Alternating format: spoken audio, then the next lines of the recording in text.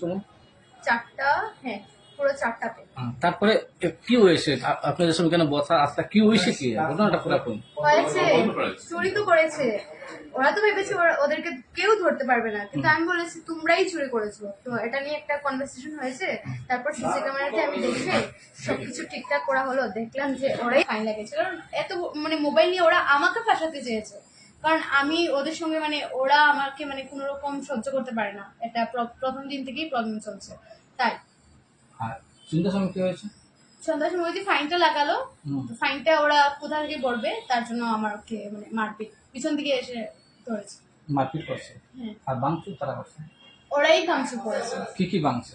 এই যে সামনের গ্লাসগুলো ভাঙলো। ওরা খারাপ? ওরা এখানে স্টাফ। নাম জানতে পারো? বলতে হ্যাঁ পারো? হ্যাঁ, বলো। ন্যান্সি, নন্দিনী, সুস্মিতা, পায়েল, রিয়া। তারা কতদিন দিয়ে এখানে আছে? এখানে ওরা অনেকদিন থেকে আছে। আমি তো 1 মান্থ এন্ড ধরে নিন 1 মান্থ এন্ড 10 days। তারা কি করে এখানে?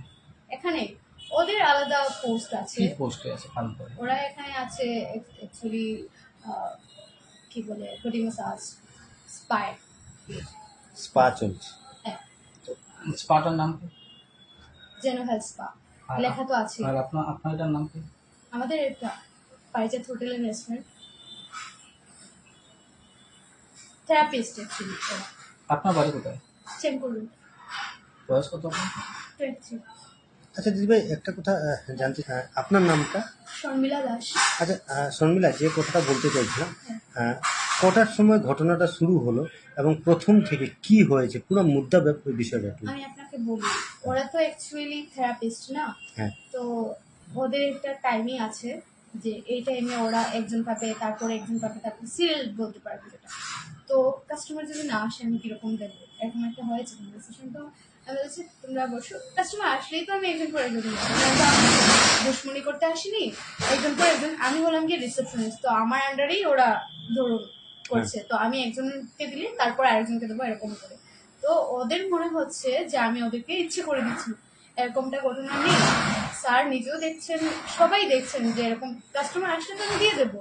কারো হচ্ছে গিয়ে মানে এখানে যে পেমেন্ট আছে পেমেন্টটা বুঝছে না, কারো হচ্ছে গিয়ে যে না আপনারা দেখাচ্ছেন না কেন থেরাপিস্টকে, এটা সেটা। তো এরকম করে হচ্ছে না কাস্টমার, তো আমি দিতে পারছি না। বাকি হোটেলের যেগুলো আছে, রেস্টুরেন্টে যে বসে টেবিলে আছে, সবগুলো আমি নিচ্ছি, পেমেন্ট নিচ্ছি, সবাইকে আমি সার্ভিস প্রোভাইড করছি। আমার আন্ডারে যারা যারা আছে ওদেরকে আমি বলছি এটা একটা এরকম কাস্টমার থেকে তোমরা রুম দেখাও, এরকম করে রুম সেল করছি। আর রেস্টুরেন্টে যারা বসছেন ওদেরকে আমি সার্ভিস দিচ্ছি। রুম মানে?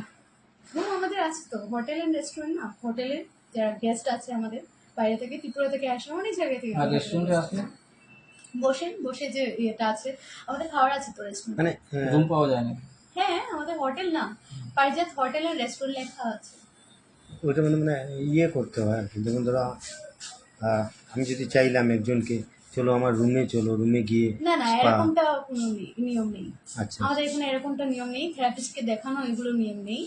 যখন কাস্টমার পেমেন্ট করবে আমাদের রুলস এন্ড কন্ডিশনের হিসাবে, তারপরে গিয়ে আমরা পাঠাবো। কেউ এরকম চুজ করা এটা সেটা এরকম নেই। মানে বুঝছি না, ব্যাপারটা খুলে বলে। আমি যেটা আপনাকে বললাম, মনে করেন একজন আসলেন স্পায়ের জন্য, যেহেতু আমাদের একটা লাইসেন্স আছে। তো আসার পর আমরা বললাম এরকম আমাদের যেটা পেমেন্ট আছে রিসেপশনে, যেটা আমাদের পেমেন্ট বললাম। তারপর ওরা বললো যে আমরা কি আপনারা দেখান। তো এটা আমাদের নেই, আমরা দেখাই না থেরাপিস্টকে। আমরা আমাদের মতে যেটা আমাদের রুলস অ্যান্ড রেগুলেশন আছে ওইটার মেনে আমরা প্রোভাইড করি। তো এটাই। তো ওদের কি হয়েছে, ওদের আমার সঙ্গে মানে প্রবলেমটা হলো গিয়ে ওদের মনে হয় যে আমি ওদেরকে দিচ্ছি না। ঘটনাটা এরকমটা নয়। কাস্টমার যদি না আসে, ওদের যদি রুলস এন্ড রেগুলেশন ভালো পছন্দ না হয়, তাহলে ওরা তো আসবে না। কেন এমনিতে টাকা ইনভেস্ট করবে, তাই না? এটা তো তার জন্য অনেক কাস্টমার ঘুরে যাচ্ছে, সেটা আমার স্যারও জানে, বলেও দিয়েছে স্যার এখন।